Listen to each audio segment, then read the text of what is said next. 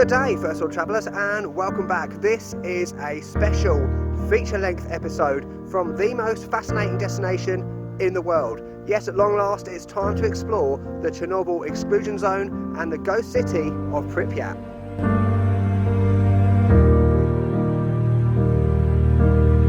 There has been a nuclear accident in the Soviet Union, and the Soviets have admitted that it happened. The Soviet version is this. One of the atomic reactors at the Chernobyl atomic power plant near the city of Kiev was damaged, and there is speculation in Moscow that people were injured and may have died. Pripyat, 1986. Founded in 1970, proposed as a sign of affluence and potential for the former Soviet Union. Built mainly to house employees of the nearby Chernobyl Nuclear Power Plant. April 1986 was a happy time. The upcoming May Day festivities filled the residents with anticipation. Life in Pripyat was about to change forever.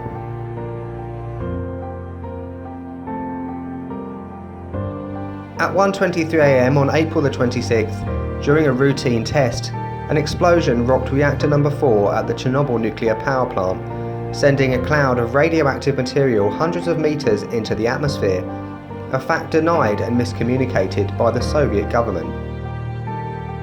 Efforts to prevent a further explosion of reactor number 3 involved dropping sand, lead and neutron-absorbing boron into the burning reactor.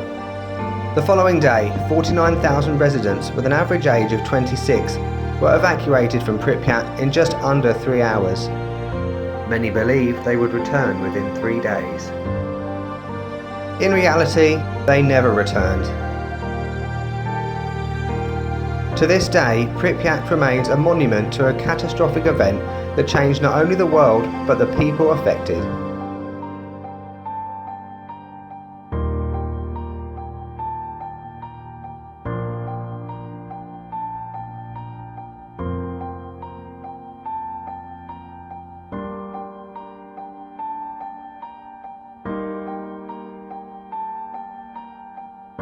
Follow me on a 2-day tour, discovering Pripyat. Okay, now you know a bit about the history of the area. It's time to get on with the tour. Hope you enjoy it.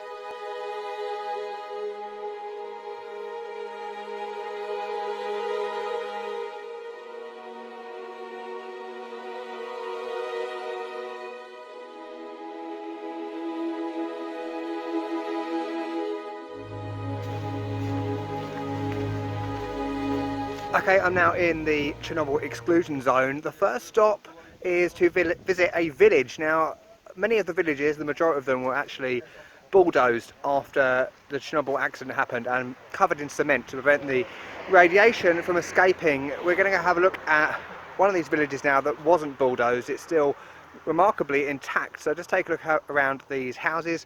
There's still a lot of the stuff still there from when the people lived there. You've got music, sheets, you've got magazines, you've got a calendar from 1986 as well. Whether they're accurate, I don't know, but yeah, take a look around.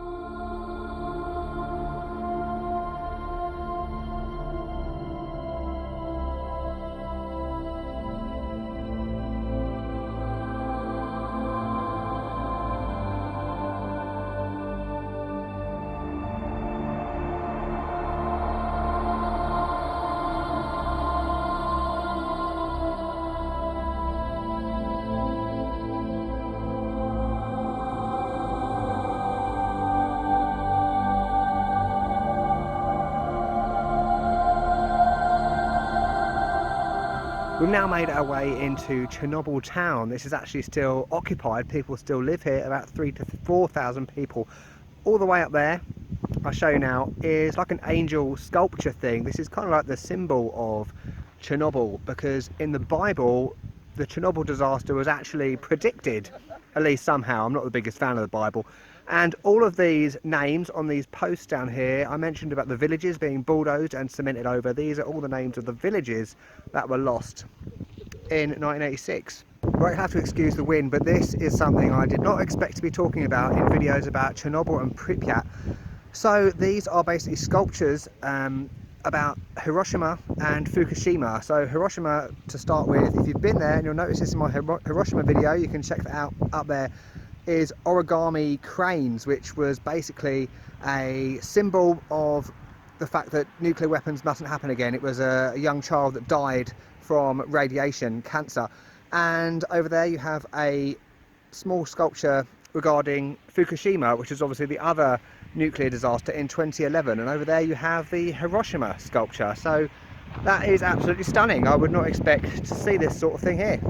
And behind me here is a map of basically where all these villages were that had to be evacuated due to the contamination, the radiation, and there's loads of them. I was expecting there to be less for some reason because it is quite isolated, but there's loads, so you can imagine the amount of people that this affected.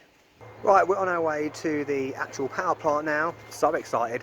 But we've stopped off at another village. Former population 1,100, I believe. And I mentioned earlier about the villages being demolished and buried.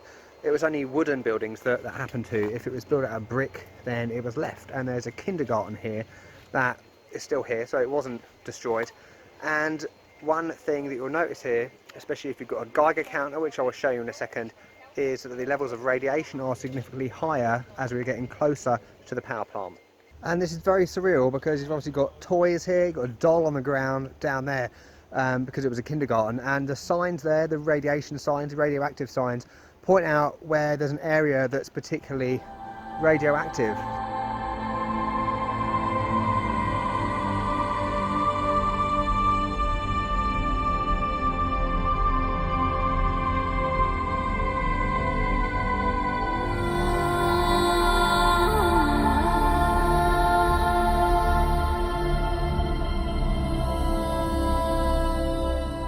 So we're in the kindergarten. As I said, surreal is not the word. So you have plates on windowsills, you have dolls heads, you have little cats like this on desks. This is bizarre. And you have things all over the floor like music sheets, old books, things like that, you know, stuff that kids would have used back in the early 80s when all this happened. All in all, this is amazing.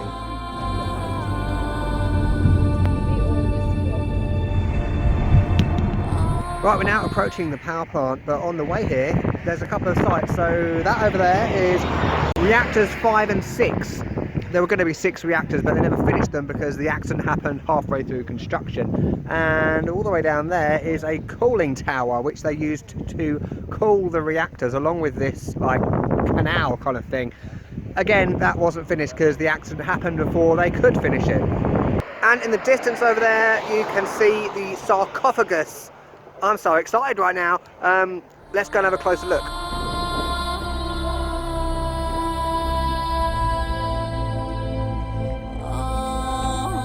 Okay, behind me is the money shot, the first one. This is the sarcophagus, at least the second sarcophagus. So after the blast, a cover, basically a sarcophagus, was built over the top of reactor number 4. This was built to last 30 years. So when you think about it, 30 years was last year, 2016. And behind me is the new one, which was completed this year. It is absolutely massive. I cannot even describe how big it is.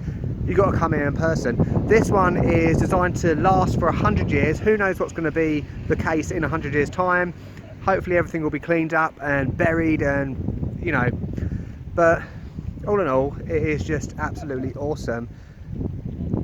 You have to come here. Right, we're now at the entrance of the Chernobyl Nuclear Power Plant. How awesome is that?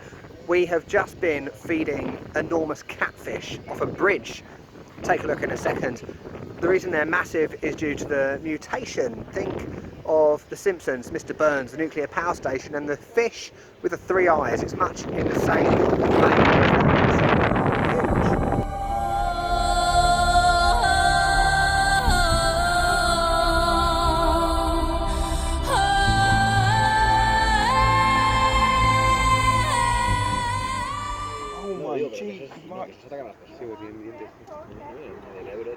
Oh, now there's smaller fish too. A lot. They know what's up here. Look how many fish. No, there's more. There's a third.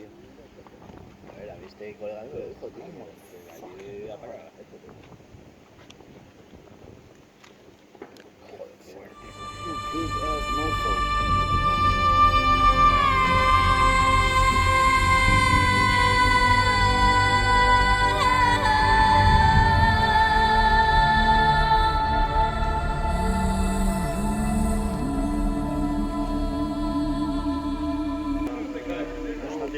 Jihozápadná strana, ja vidím celé mesto, ja vidím od Senca po Kolín, celé hrad, všetko.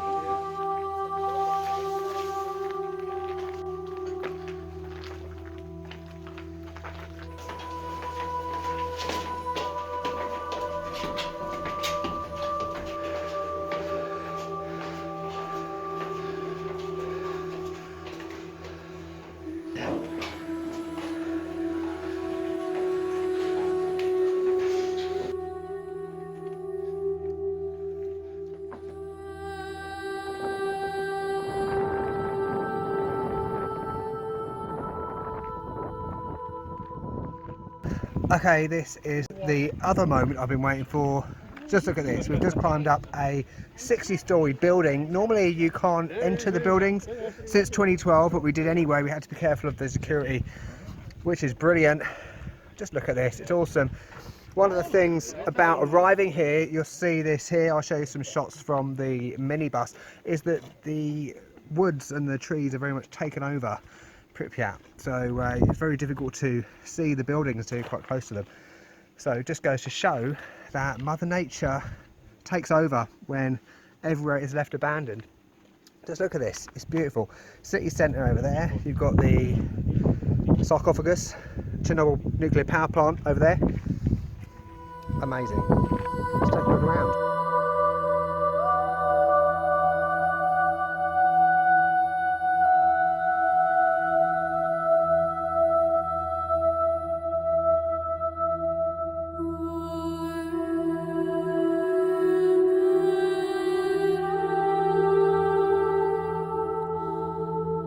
Right, it's time to go back down now. There's 60 flights of stairs again. Look, I'm the only one up here on top of a building in Pripyat. You couldn't make it up.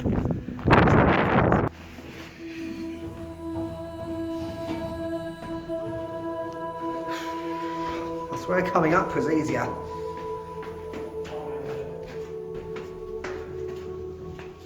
Abandoned room in there. Got a sink on the floor down there. If I can put the camera right, there we go. This bit is so awesome. Look, it's the post bit at the entrance to these flats. Have you ever seen anything like this? And what I think here is the lift shafts. Obviously there's no lift. Let's have a look around here.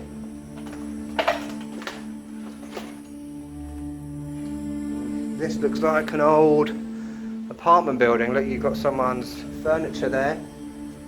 Oh shit, I just walked into a massive spider's web. Let's have a look in here. Oh my god, you've got more furniture and what looks like leftovers of a chair. And you also have to really watch your step in here because it is rubble and debris everywhere. But that's pretty obvious. You've got lots of wiring down here. These places have been looted, by the way. Particularly after 1991 when the USSR broke up because it wasn't guarded at that point. Okay, I'm now going rogue because my battery's gone on my Osmo. We're now at a hospital which is strictly forbidden to enter, but we're doing it anyway. Well done Lara, who is our guide. Let's go and have a look.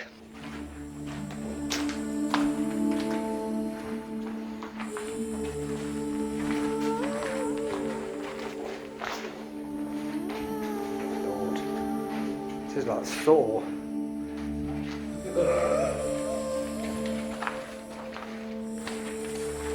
Oh my god.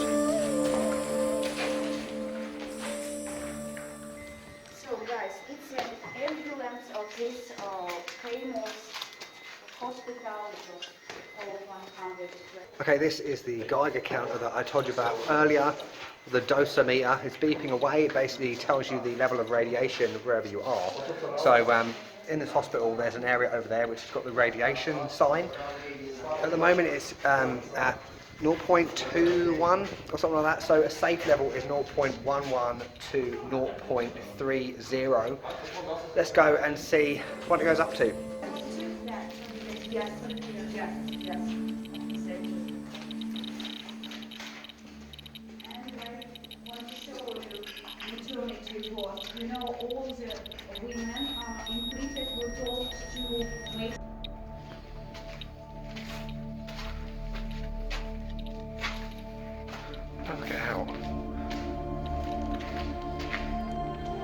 Probably go out the window. Okay, we're out of the hospital now. That was awesome. Abandoned hospital, guy could counter, he couldn't make it up. Day 298 of travelling, the best. So, science moment, just another point on these things. So, they're actually called a dosimeter. Oh, it's beeping again. The previous measure was Roentgens. It's now microsieverts, and as I said, anything from 0.11 to 0.30 is safe. So we're now at the river port, so River Pripyat. Basically this was a port, so for, I imagine, shipping things up and down the river. Look at this, so this reminds me very, oh my god, 4.21. So this very much reminds me of Jurassic World when they go to the old Jurassic Park. 3.33. Yeah, not bad. This bit I'm so excited about. We're about to go into an old supermarket, and I used to work in the supermarket. And this certainly puts Tesco's into perspective. You've got all the signs up there for the aisles. You've got like the frozen wells, supermarket lingo. And just check out the shopping trolleys. Awesome. Which are remarkably in good condition. Right, this building behind me is a musical school for children. You see the interesting mosaic artwork on the entrance. It's basically a place where children learn to play instruments, and inside you've got this amazing room which is basically like a hall, concert hall kind of thing, with a piano still on the stage with the top of the piano on the floor. Totally awesome. We're on our way to the city centre now. This building behind me is like a city council office where they actually discussed what to do after the disaster happened. And up there is a hotel where the liquidators, or the people discussing all these things and how to move forward, stayed directly after the blast happened. This looks like the entrance to the hotel, and back there, I don't know whether you can see it, is what looks like the lifts.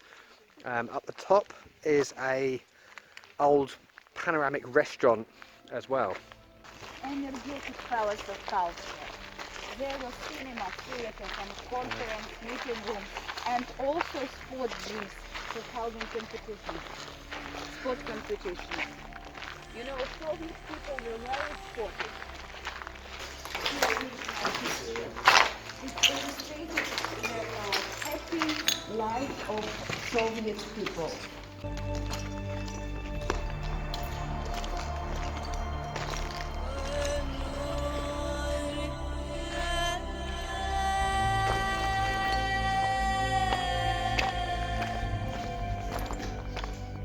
Now in this building, in the main square, the Palace of Culture, this room actually looks more like a sort of university lecture hall, which is interesting. You have to be very careful of the floor because you could literally fall through it any moment.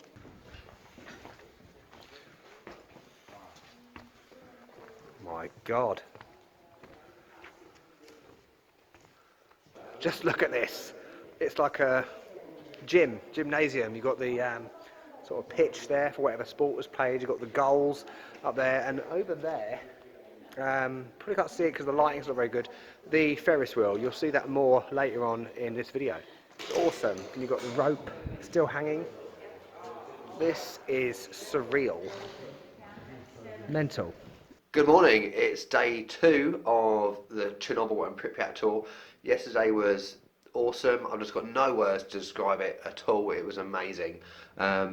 Today we are spending some more time in Pripyat. We are going to the famous amusement park, swimming pool. Awesome. So stay tuned for more.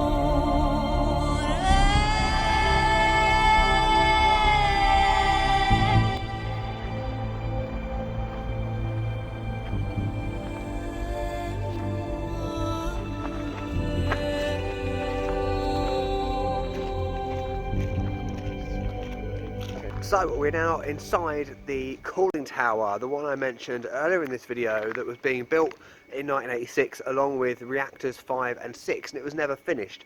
The size of it is immense. The scale is huge. I've never seen something so big in my life.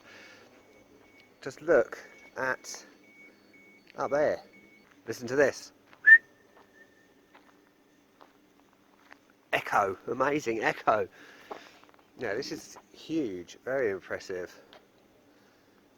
You've got all the moss down there, you've got the rusty metal things and pipes over there. Awesome.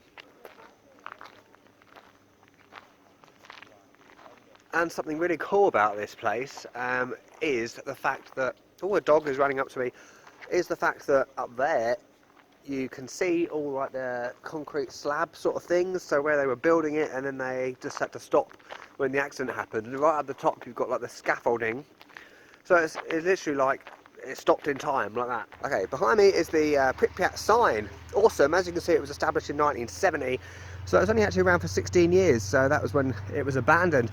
This sign was often used for happy pictures, at least that's what the guide just told me, for things like wedding photos, stuff like that. So yeah, that's awesome. We're going to go back into Pripyat now to see even more sights than we did yesterday. I'm so excited.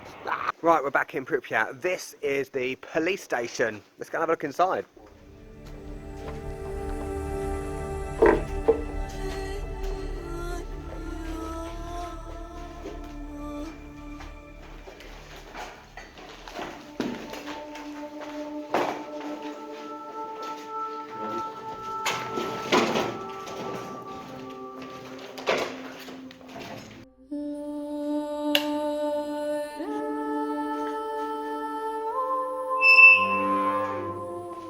So this is what it's like to be a prisoner in Pripyat. Hard wooden benches, jail cell, and just listen to this door. So we've got some more cells here. Oh shit.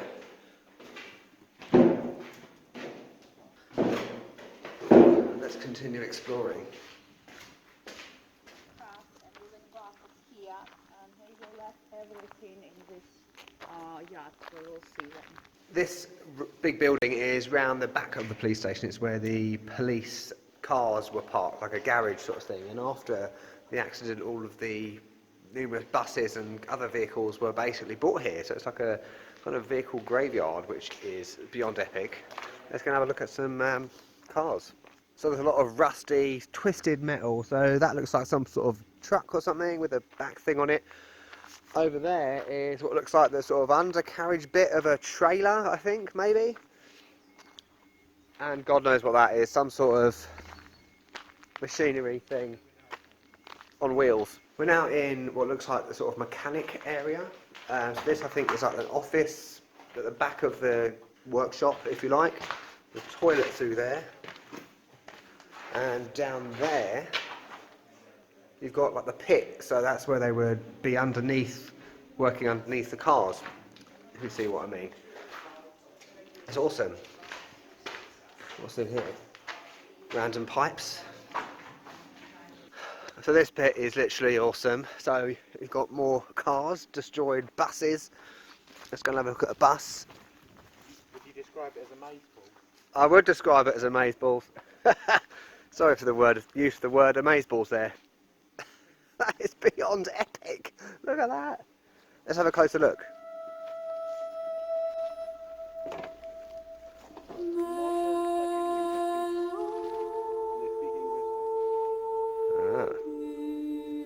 See, I don't mind the glary bit. It adds an effect. Ah, that's perfect.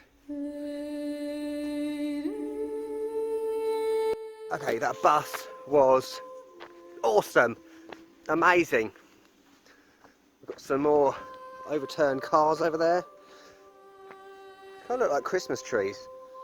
Behind me, oh, look at the sun. Nice sun effect. You've got what looks like a steamroller. Stunning. Wouldn't expect to see that here. And just be careful if you want to climb on these things. You know, watch yourself. Now, as you would expect, all the things like the engines and anything of value are gone. So, piping, wiring, look, everything is gone.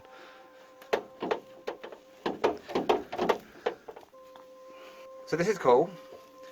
Rusted metal everywhere, and you've even got the one of the gauges. I think it's, I'm not sure if it's the speed or not, or the revometer or something. Can't really see it. But yeah, steering wheel still works. There's a hole in the roof with leaves coming through. and things like that. Oh, let me neck. I should probably get out of here. And you've also got the pedals down here as well. They kind of still work. I'm going to get out of this car now. Oh, it's not like my Mercedes, I tell ya. Oh shit. Okay. I'm not kind of sure what vehicle this is. Oh, I think it's some sort of oil tanker, petrol tanker or something. At least I think so. Another one there. I've lost everyone by the way. There's a truck there. This is awesome. We've got another bus sort of thing on its side over there. Ah, there's Jeffrey. I can hear the Geiger counters, so I must be close to everyone. Oh shit. Hello. I'm now in a building right next to the fire station. I believe it's a dormitory or some sort of hostel or something. There's some really interesting things in this building that I haven't seen before. So right behind me there is a safe. An extremely rusty safe, which is cool. Hang on a minute. So look, you've got the holes there where the lock bits come out of and lock the safe. And here, looks like some sort of chimney or something, if you can see it. Or fireplace. Awesome. Right, we're now heading to probably one of the most famous sites when you see pictures of Pripyat or videos about Pripyat, and that is the swimming pool. So this is a swimming pool that was very large for a small city like Pripyat. Apparently a large swimming pool meant you're an affluent city.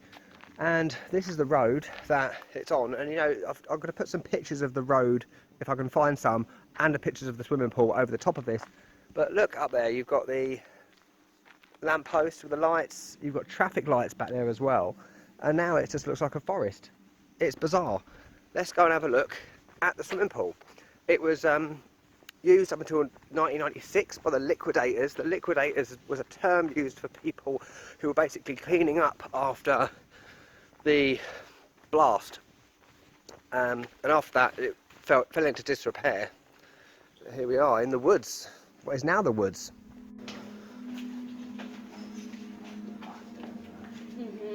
That is huge. Jesus.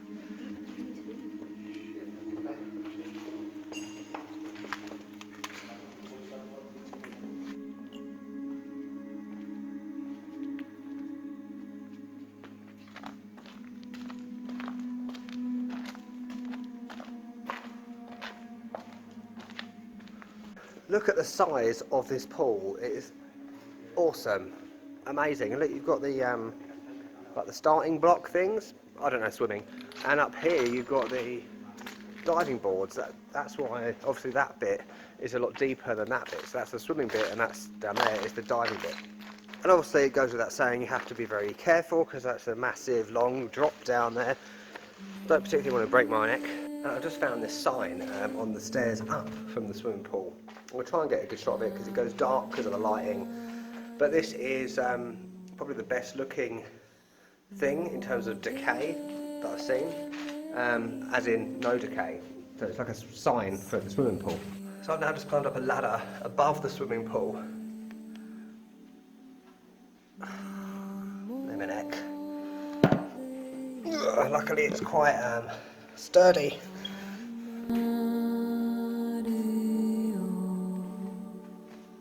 Okay, we're now in one of the schools, school number 3. There were 5 schools in Pripyat, I believe. Behind me is the canteen. You can see like the overhead thingy bob, and I guess that's where the ovens and stuff were. Over here is something a bit more interesting. It's where all the children's gas masks are, and the reason they're there is because they were never used, and as I said right near the beginning of this video, people weren't informed about what had happened. They were just given iodine tablets to counteract the effects of the radiation. So as you can see, there's tons of these masks here that were never used, which is quite scary really. You know, you think, why didn't they inform the public? But these things happen. Oh my god, I'm now going into a classroom in the school. This is surreal. Look at that, you got the what was the blackboard, I guess, up the top, desks, chairs, And we've got another classroom here.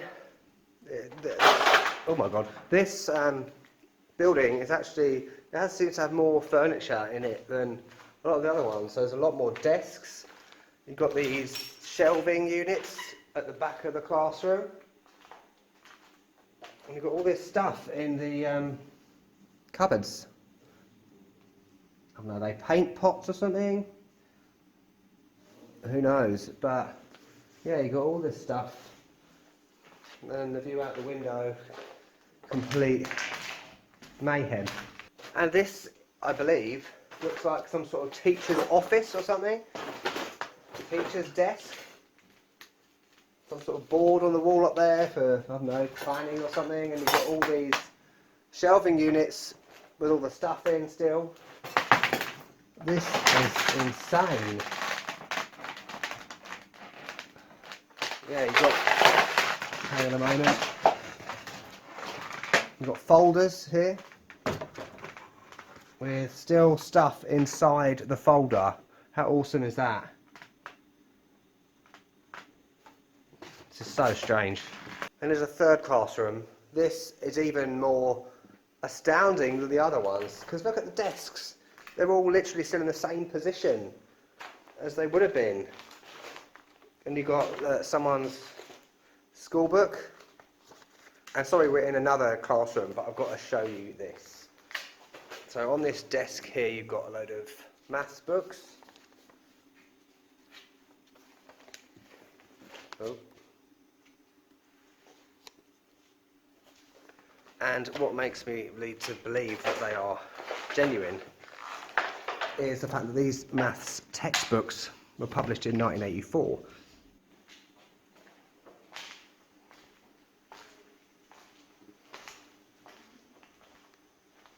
Well, I promise this is the last classroom. This is a physics room. Just look at that. You've got the metal desks that are attached to the ground. Blackboard up there, teacher's desk. And, where is it? Here you have a book with the periodic table. Remember that? And where Jeffrey is standing, he's the teacher today.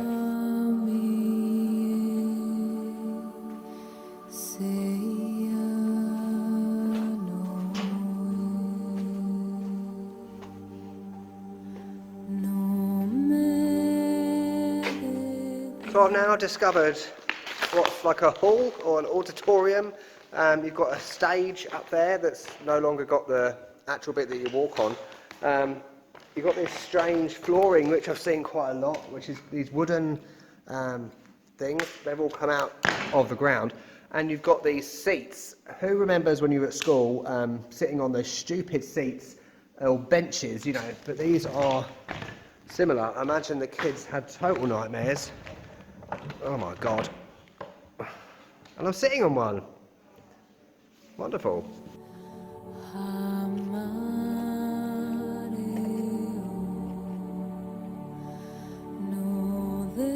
Okay, the final stop on the Pripyat and Chernobyl exclusion zone tour is right back where I began this video, at the amusement park. So in this amusement park there are 5 attractions. It was actually meant to open on May the 1st, which was a special day in the USSR at that time.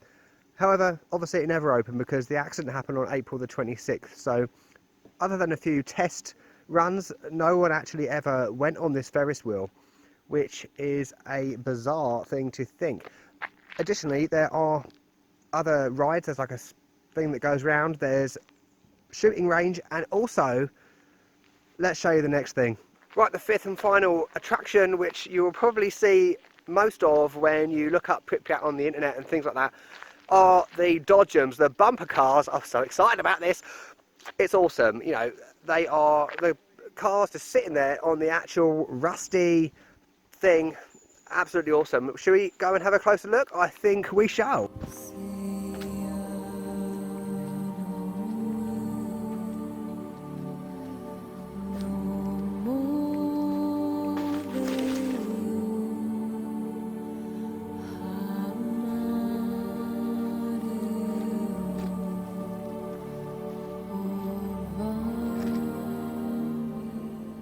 How awesome is this? Look, bumper cars. You've got loads of them as well. So the roof is gone, it's all rusty. Some of them have still got the metal thing that connects it to the whatever. Some of them haven't. The paintwork is pretty much dilapidated. There's some sort of thing growing on it. Let's have a look inside. Okay, here's a steering wheel from one. Yeah, everything's gone from inside. The seat's still there. Very dirty, leaves everywhere. And here you have the ticket booth, or whatever you want to call it. Shit, where you get your tickets. Let's go inside. I'm in charge of the dodgems. Here we go. As you can see, dilapidated. So this is what it would look like as the person looking after the dodgems in Pripyat.